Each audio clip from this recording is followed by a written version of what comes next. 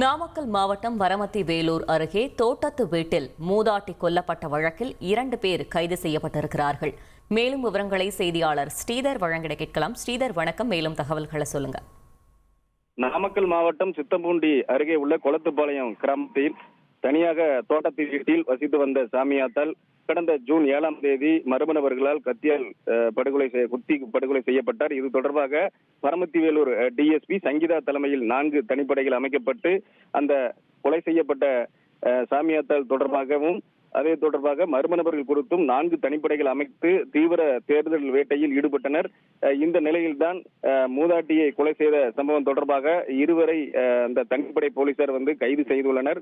மேலும் அந்த 2 பேரையும் மல்லசமுத்திரம் காவல் நிலையத்தில் வைத்து தொடர்ந்து அவரிடம் விசாரணை நடத்தப்பட்டு வருகிறது. ஏற்கனவே நேற்று எஸ்பி அந்த சாமியாத்தால் கொலை செய்யப்பட்ட சம்பவம் தொடர்பாக அவருடைய உறவினர்கள் மற்றும் அந்த ஊர் பொதுமக்களிடம் விசாரணை நடத்தி வந்தது குறிப்பிடத்தக்கது. தொடர்ந்து அந்த 2 பேரை கைது செய்து அவரிடம் தொடர்ந்து விசாரணை நடத்தி வருகின்றனர் தனிப்படை போலீசினர்.